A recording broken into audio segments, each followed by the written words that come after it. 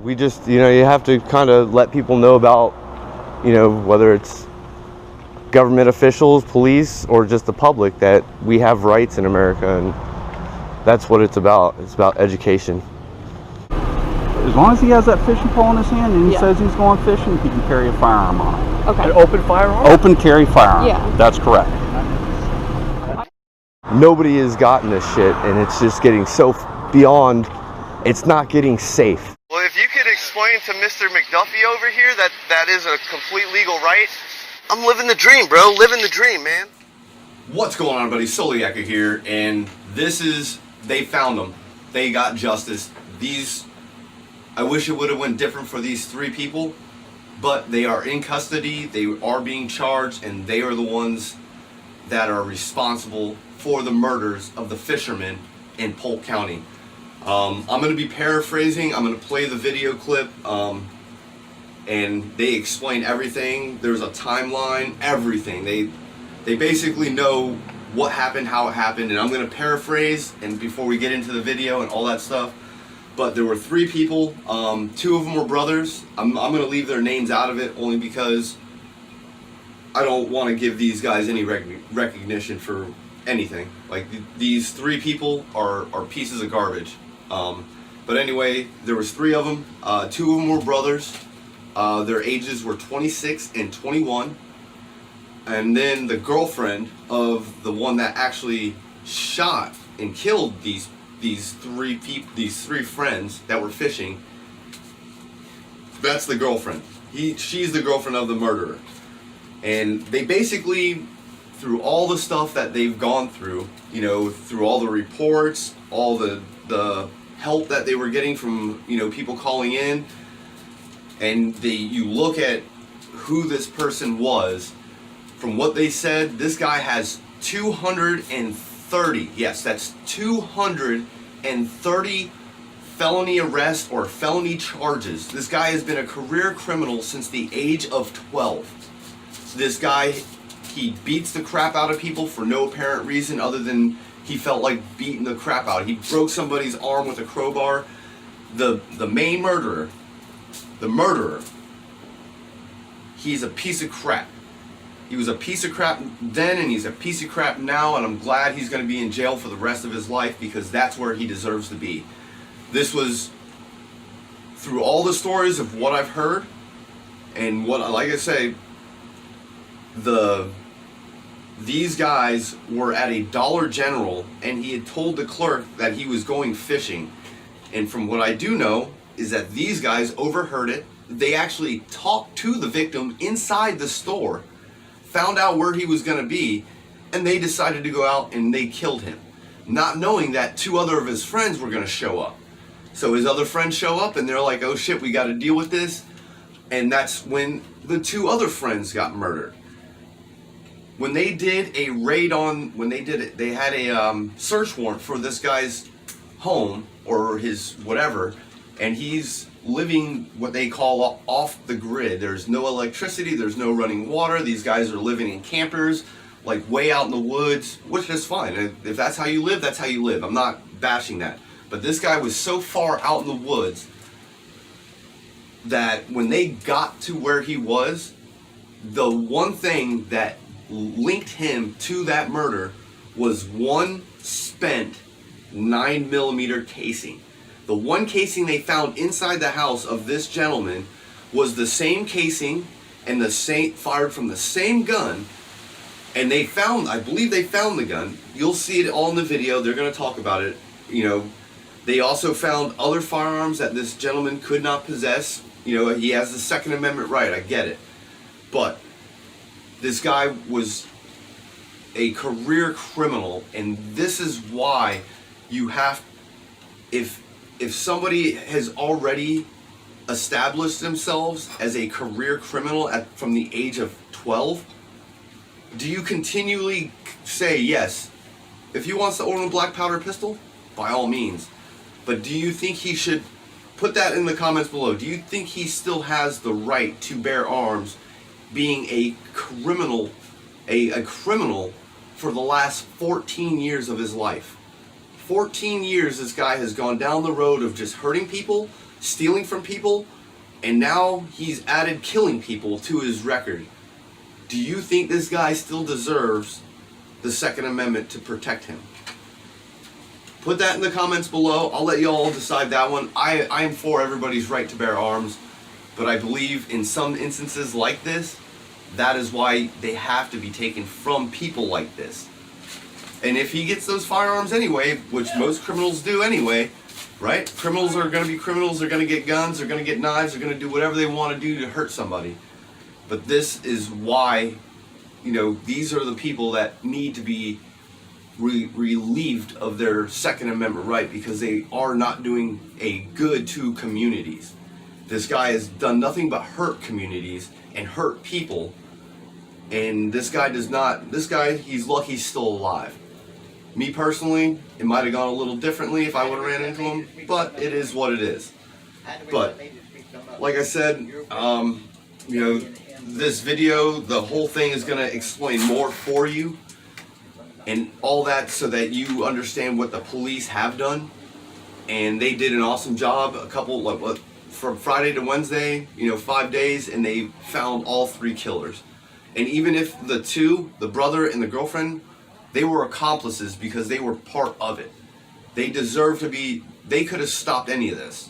They could have called the police. They could have said, no, don't do this. They could have, anything could have been done, but there were, those two even lied and did do anything to help protect life.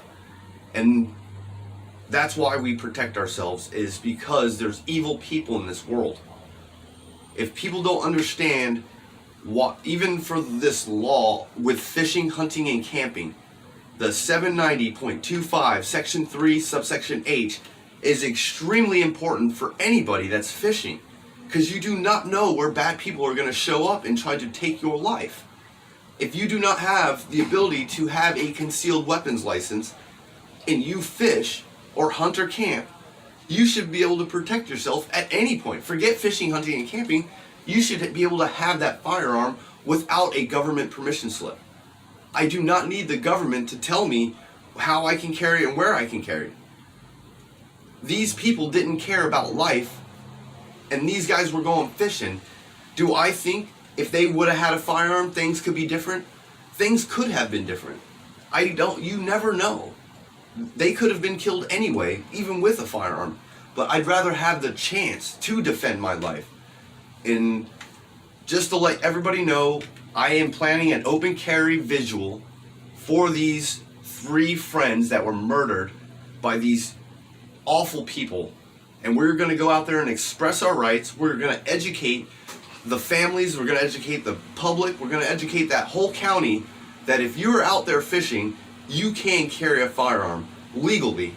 Whether it's concealed or whether it's openly, you can carry a firearm in hopes that you will protect yourself from the evil, like these 3 people that killed 3 innocent people. They were just going fishing. Whether they were drug addicts or not drug addicts or this or that, 3 people were murdered because this guy's an evil person. Not because of anything else. These people were evil. And that's what this is about. So we're going to get into the video. This is just, it hits too close to me because I could have been that fisherman. I could have been part of that. I'm not saying I know these people. I don't. I'm just saying you never know when you would run into this kind of person. I've ran into this kind of person that wants to do harm and steal and hurt people. And I've been there. And that's why I do carry a firearm now. And that's why I say this law is so important to everybody. Not just to me, not just to one, to millions of people here in Florida. There's millions of fishermen in this state, and they should be able to protect themselves without the government saying how to do it. But unfortunately, if you're following the law, that's how we have to do it. You either have the concealed weapons license or you have this statute. So let's get into this video. I'm sorry about the rant. This is extremely frustrating, and it hits too close to home. So don't forget, hit that like, share, and that subscribe button. Reach out. I will have a link for the open carry. I will talk more about that in these next few upcoming videos. And we're gonna give This is going to be one of the best visuals for this family because it's coming from the heart and from others that we want others to never have to deal with this. So I'm going to get out of here. Solo Yacker, deuces. I want you to think about this. This is Polk County. Frostproof, the very south end of the county. It's an extremely rural area. The county's 2,000 square miles. Population's almost 700,000, and all of it is from mid-Polk County north.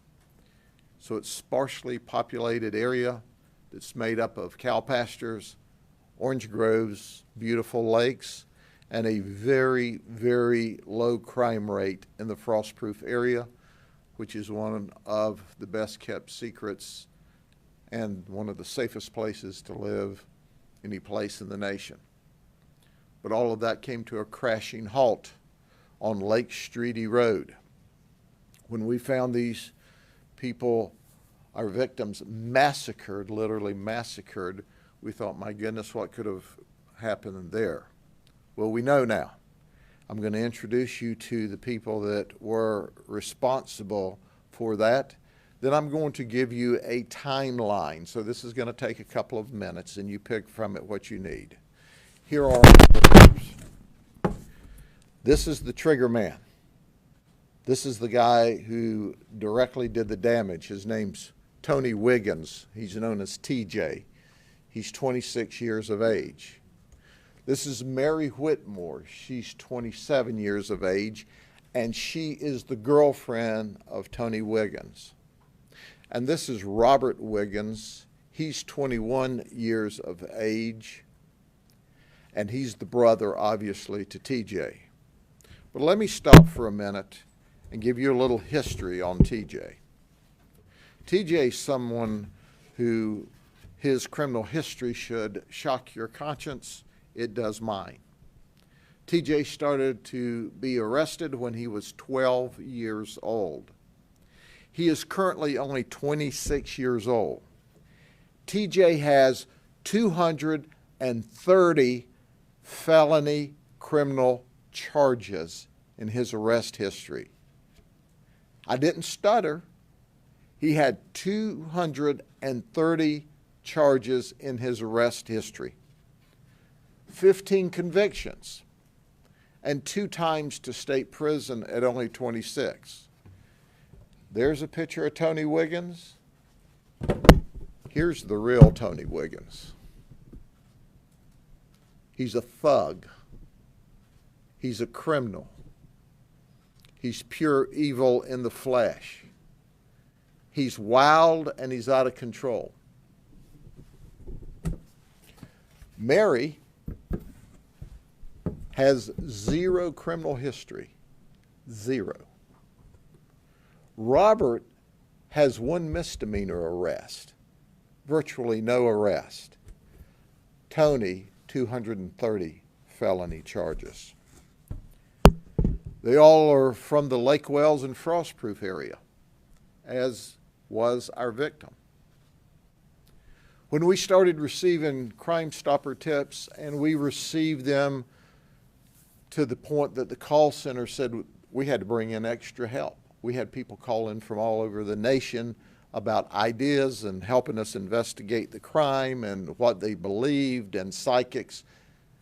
But the local tips that came in that were filtered, and there were hundreds that came to us, the predominant information we got was, look at TJ Wiggins from Frostproof. It's not that they had any idea that he did it, but this guy is just mean. He's just violent. He's currently out on bond for breaking a guy's arm with a crowbar during a fight, waiting to go back to trial on other felony charges. This is a guy who they said will just walk up and punch you for no reason, or no reason to you, certainly a good reason to him. You look at the Florida statutes as it appears with criminal conduct, he's got some arrest history. Everything from burglary and theft to aggravated battery to resisting law enforcement officers to battery on law enforcement officers to battery on people that are 65 years or older, the elderly. He's just wild and hostile. And the people of Frostproof said, look at him. But let me tell you, as I introduce you to these folks and I start through the timeline, what occurred. When our crime scene folks and our detectives were working the original crime scene, what we noticed in the truck, in Damien's truck, and understand when I talk today, Damien was in the red pickup truck, and the white pickup truck had our other two victims in there, Kevin Springfield and Brandon Rollins. Kevin was driving the white pickup truck, Brandon was riding in the white pickup truck, and Damien was driving his red pickup truck. The three of them decided to go to the lake to fish. What's more wholesome than three friends, three close friends, fishing together in Frostproof on a Friday night? And that's what they were doing. But first, Damien stopped at the Dollar General store. And we figured that out because we saw a Dollar General bag in the victim, Damien's truck. And there were things that he'd purchased there. So we went to Dollar General, and I want to tell you, when you look at a professional business that was totally cooperative with us, it's Dollar General. Dollar General always works well with us because, you know, they want good customers and they don't care for criminals stealing their stuff or certainly committing murders. What we saw when we pulled the videotape was Damien standing in line to check out. The person behind him in line to check out is, newsflash, TJ. The person behind TJ is Robert. And we also determined that Mary was in the store. So let's go to a timeline. At 21:56 hours, we call that 9:56 in the evening, Damien is checking out of the store with his product. He is followed out of the store by TJ, who checks out about 15 seconds later. And he's also followed by his brother and his girlfriend. At 10:06 p.m., only 10 minutes later, Brandon, who is now in the white pickup truck, frantically calls his dad and says, "Help." And I've already talked to you how Dad ran to the scene only to find the massacre at the scene. What we know is that Damien drove directly to the lake from Dollar General to meet his friends, Kevin and Brandon. What we know is that as a result of that, the murder occurred in short order, in less than 10 minutes. So we have all three of the suspects in the store with Damien and checking out 10 minutes before the frantic call for help. So our detectives now confirm that, hey, this guy Tony or TJ that we've received tips from is standing in line with and had a conversation with Damien in the store.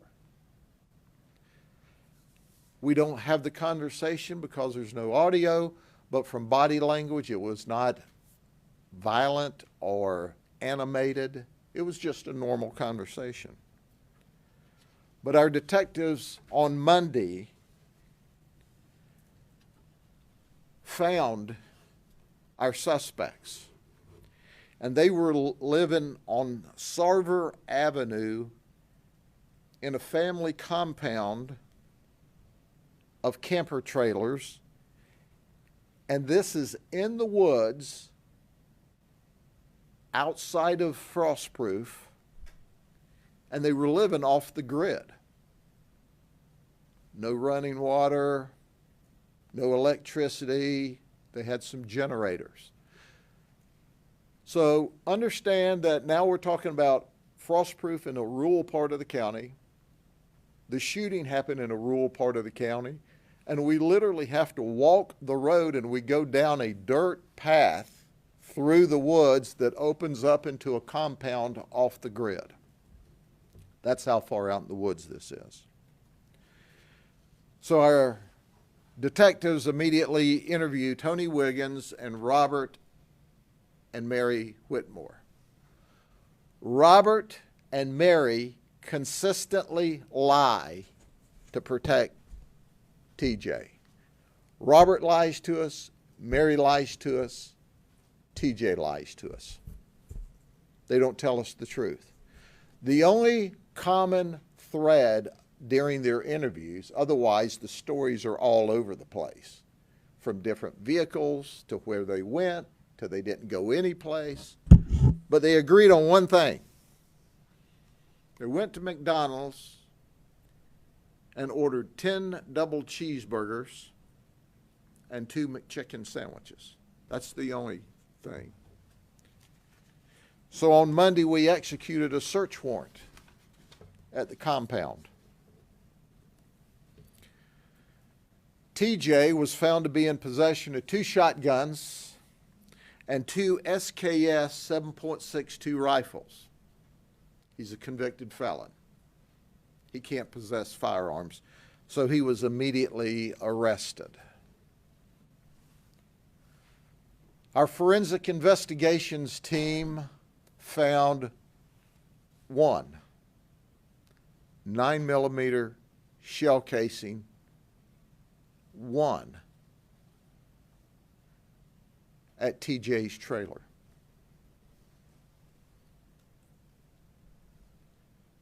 The Florida Department of Law Enforcement said from the very beginning, I had 2 conversations with the commissioner this weekend. He's a dear friend of mine. He said, Grady, FDLE's here to do anything you need. And I told you about them chipping in $10,000 to help. And he says, our lab's at your disposal. I called him Monday afternoon. I said, we need to compare some shell casings from the scene to a shell casing at our prime suspect's house. We planned to bring it over in the morning. He said, no, bring it over tonight and let's get started. They brought in people. That's the help. That's the teamwork. What did we determine?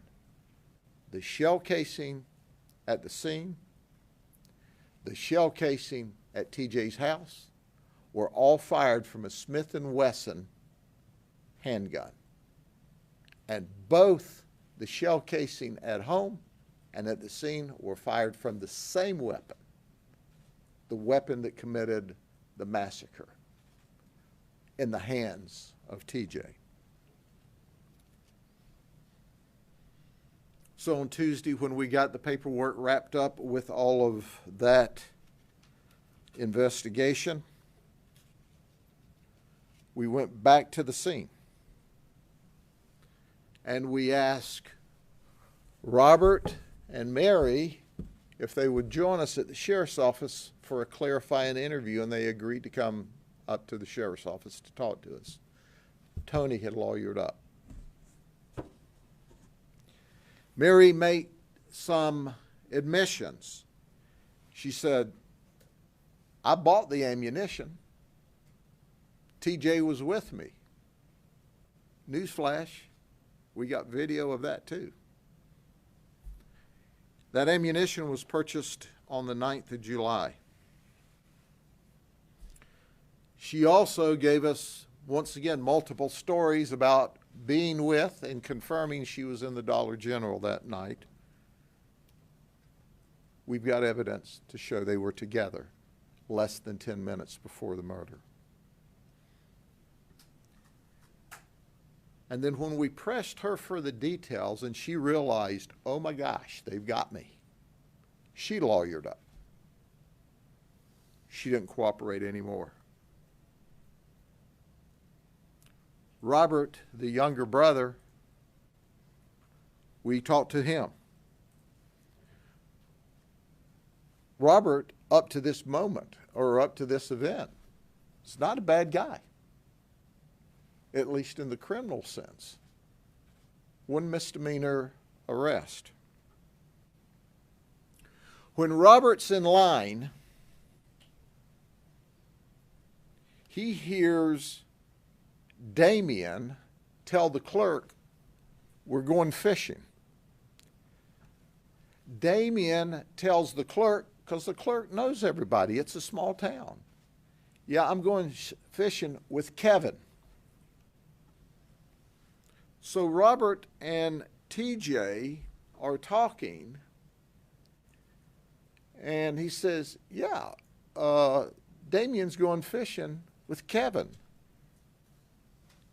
And TJ says, what? Kevin's going to be there? So when they leave the store, TJ tells Robert, who's driving, go to the lake.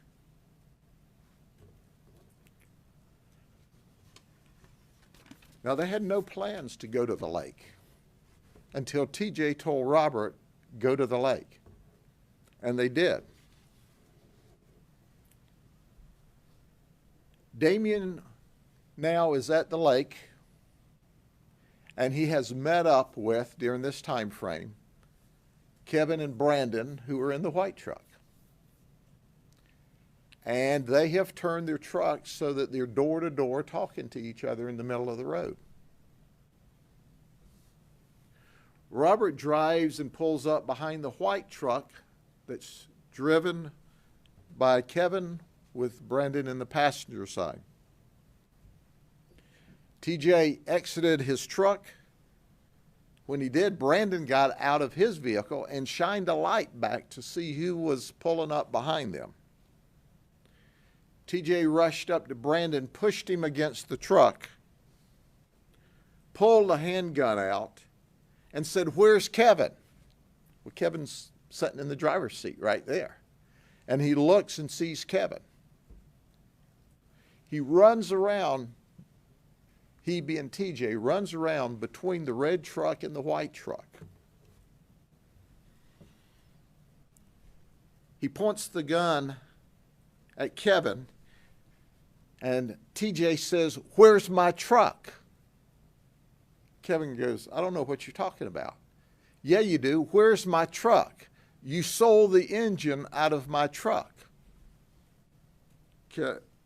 Kevin said, I don't know what you're talking about. At that moment in time, according to the information we've received,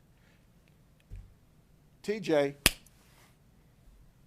hits Kevin. Damien starts to open the door of his vehicle and is screaming at TJ, put the gun away, put the gun away, put the gun away. TJ's out of control, screaming, where's my truck?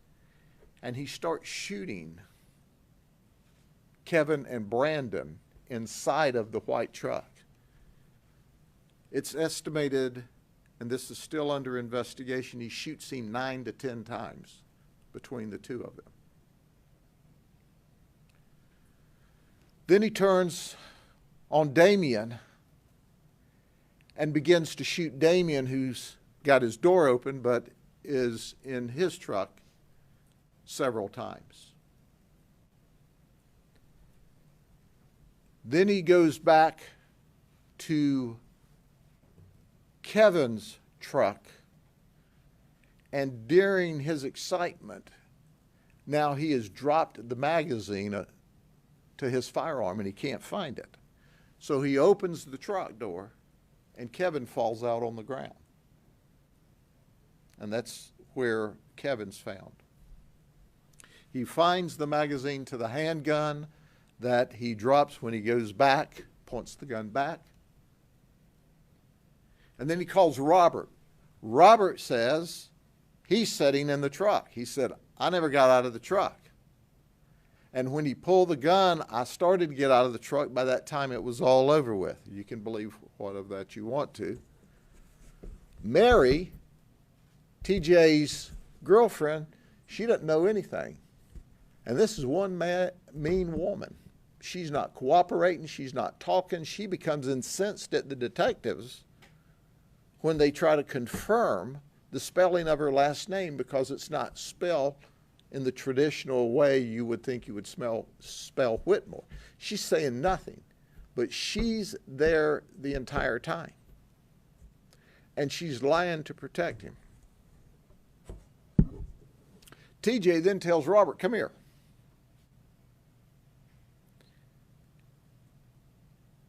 Help me put Damien in the truck. So Damien now, and we don't know the lineage, the details, because they're not given to us any better than what I'm about to tell you. They grab Damien. We don't know if he's already pulled out of the truck or if he's in the truck because there's blood evidence all over the place. But they pick him up and heave him over into the back of the pickup truck with his foot sticking up over the edge of the bed. And then they leave. They go to a undisclosed location and supposedly strip down the gun, take it apart, and throw it away.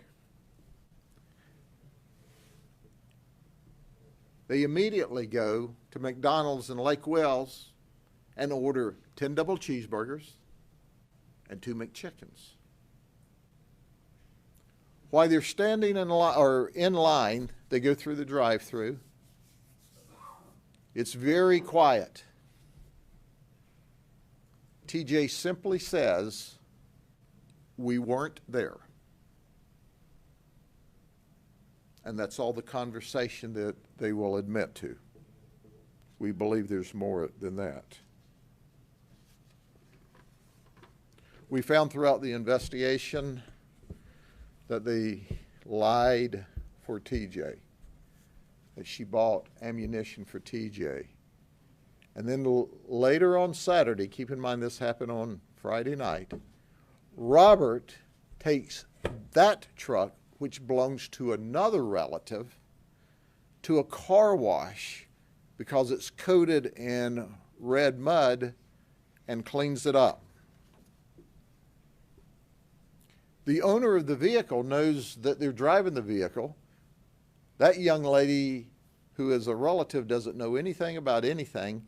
She's just throwing a fit because you said you were going to Sebring or Avon Park in my truck and you bring it back looking like this. Robert cleans it up. We asked, did you clean the inside? Oh no, we didn't clean the inside. Well, duh, they did. We found trace evidence of blood where TJ was sitting in the passenger side of the vehicle. That's being packaged up and taken to FDLE. So at the end of the day, we've charged TJ Wiggins appropriately with 3 counts of first-degree murder. At this point in the investigation, we have charged Robert with 3 counts of accessory and 1 count of tampering with evidence. We've charged Mary with 3 counts of accessory to the murder and 1 count of tampering. The investigation is ongoing. The folks who lost their loved ones that night are poor people. We've had a lot of people offer to give us more money for a reward. We don't need that. But if there's an inclination to help these folks bury their loved ones, I'm certain that would be appreciated, because there's nothing worse than having to bury your child, unless it's you're having to bury your child and you don't have any money. It's important to understand, and I alluded to this the other day, I can give you more details today, that as I said originally, normally the normal murder is around drugs, alcohol, money, domestic events. No evidence of drugs in either of the victims' car. None. Zero. No beer cans, no meth, nothing. In the suspect's vehicle, when we see it, there's no indication of drugs at all. The only information we have is TJ is allegedly mad over some kind of truck deal that happened some period of time ago. We've not had an opportunity, the homicide team, to dig into that civil disturbance, if you will, yet, because we're busy solving a triple homicide, but that will come together later. State Attorney's Office, which is simply the very best, worked with us hand in glove during the entire investigation, and we'll be doing the same with them as we prepare to charge, as we prepare to with them to prosecute TJ for the massacre of these three folks. Robert and Mary's charges may be upgraded. We may add charges. That investigation's ongoing. Understand that this is Wednesday. We started this investigation Friday night when we were called, and by Tuesday afternoon, this homicide team had them in jail. We're grateful for the tips we received. We're grateful for the outpouring of support from the community. We're grateful we had people from around the country, as far away as Tennessee, that I'm aware of, want to send us money for a reward. You see, that's the United States, that's the state of Florida, and that's the community I know and love. Good people came with promises and prayers for the family from around this country. The community pulled together, and that's the United States of America that I know. Now, quite literally, other than investigative details we're working on, evidence we're preparing to take to the lab, you know what we've been told up to this point in the investigation. You can ask questions. I'll either answer them or I won't. Yes, ma'am. Beyond this, you know, the argument over the engine in the car, was there any other motive that you guys found? The only conflict we see is this. Where's my truck? I heard you stole the engine or sold the engine out of my truck. Where's my truck? I heard you sold the engine out of my truck. And for that, this guy massacres 3 young men, 23, 27, and 30, on their way fishing Friday night near Frostproof. It's gut-wrenching. This is evil in the flesh. This is a guy who can hurt you just because it's the right thing for him to do at that moment in time with his 3 brain cells. Yes, ma'am. How do you know about this truck deal? Is one of these suspects cooperating, or is this something that Brandon Rollins told his father? Well, we're not telling all of how we put this together. As you can imagine, I'm giving you the 30,000-foot view. So that you can have the complete picture of what happened. But some of the information and some of the sources that people have wanted to provide us information, you know, it's not appropriate at this stage to release. Yes, sir. At what point in that timeline was Brandon able to call his father? Was it after they left, or? Brandon called his father 10 minutes after they left the store. So that means they left the store, he met his buddies, they're talking, the suspects pull up. Whether Brandon, I imagine, all information I have is he made the call when the argument started. Because by the time Dad got there and found his son on the ground, gasping his last breaths, and he's holding his son, or he's with his son during the very end of his life, and he's panicked. As I told you, he ran to the store, and people, good question, well, why didn't he just pick up his son's cell phone and call? Well, his son's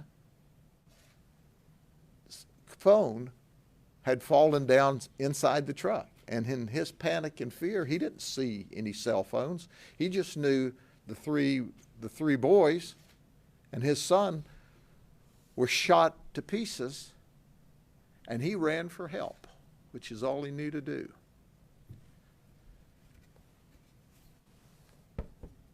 We've tried to comfort Dad.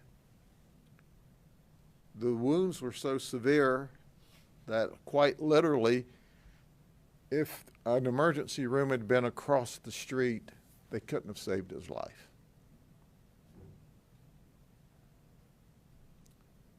But you can't imagine the horror of a dad to find his son shot up. I don't mean shot, I mean shot up, as we say in Polk County vernacular. Multiple gunshots and dying in your arms. Yes, ma'am. You said you got several tips pointing to Tony Wiggins. Can you specify about how many tips? I don't know how many of them specifically talked about TJ or Tony. Several. And you know why? Not that they had any information about the murder, but he's just mean as a snake. So it's a small community. Frostproof is probably 3,000, 3,500 people. And this is in what you would call the outskirts. It was not downtown Frostproof. Frostproof is the mega center at 3,000. This is probably 3 or 4 miles, 5 miles south of Frostproof in a very remote area.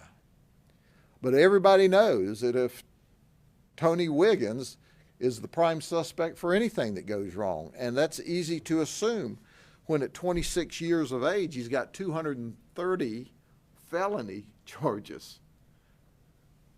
And he's been arrested consistently from the time he was 12 years old.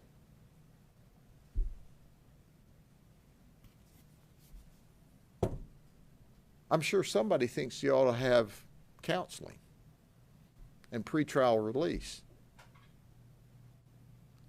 Our goal, and we pray that the state attorney can seek the death penalty. He needs to receive a fair trial, the appropriate appeals, and then be executed. And you know what?